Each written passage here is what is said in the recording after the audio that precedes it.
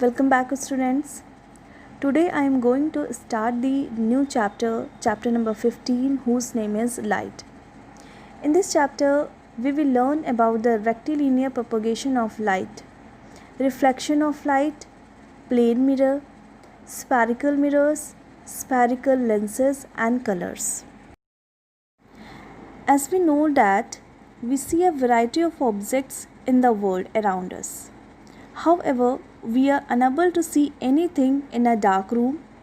What makes things visible? An object reflects the light that falls on it. This reflected light, when received by our eyes, enables us to see that things. We are able to see through transparent medium because light is transmitted through it. There are a number of common wonderful phenomena associated with light. By observing these common phenomena around us, we conclude that light casts a sharp shadow of an opaque object, points to the straight line path of a light, usually indicated as a ray of light. Rectilinear propagation of light. The property of light to travel in a straight line is called a rectilinear propagation of light. This one activity will show that the light is always traversed in a straight line.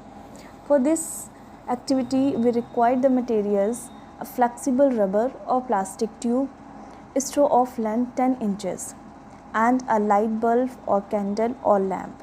These are the light sources. The matter which are used to show the light traverse in a straight line hold the tube absolutely straight and point one open end to the source of light. Put your eyes to the other hole. What do you see? Now bend the tube and look through the hole. What do you see this time? When the tube is held straight, the source of light can be seen.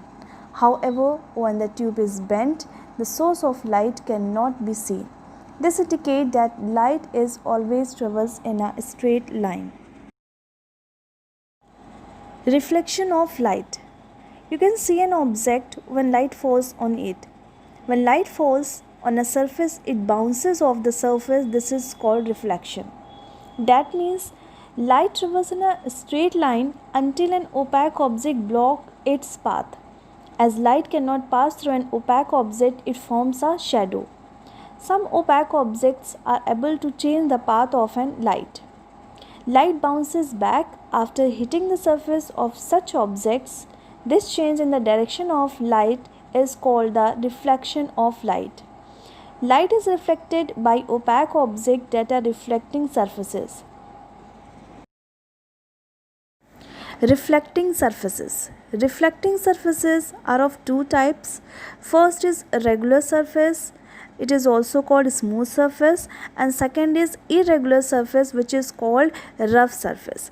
The light falling on a surface is called the incident ray, and the light that bounces back is called a reflected ray. When a parallel beam of light falls on a regular surface, it gets reflected only one direction.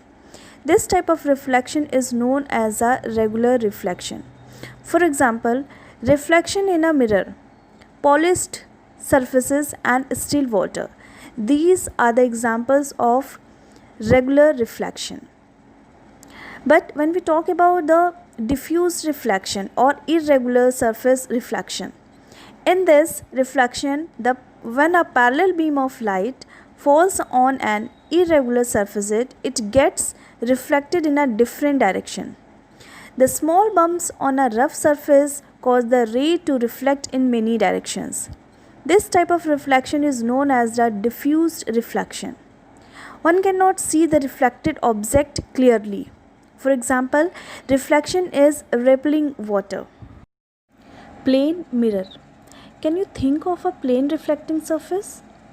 The mirror on the dressing table is a good example of a plane reflecting surface. Any smooth polished surface that can reflect the rays of light and form a clear image is called a mirror. Any highly polished metal surface, example stainless steel, plate, or still water, these are act like a mirror. And in real image, An image formed on a screen, however, is a real image.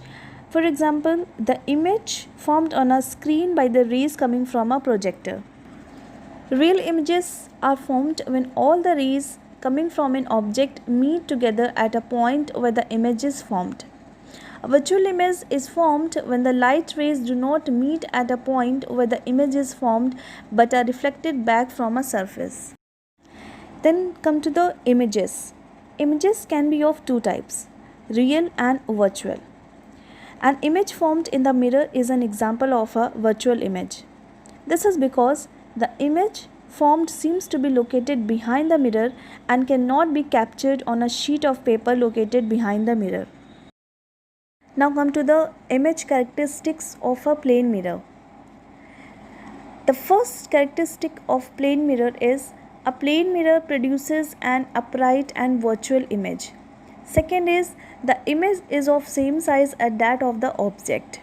Third characteristic, the distance of the image formed from the mirror equal the distance of the object in front of the mirror.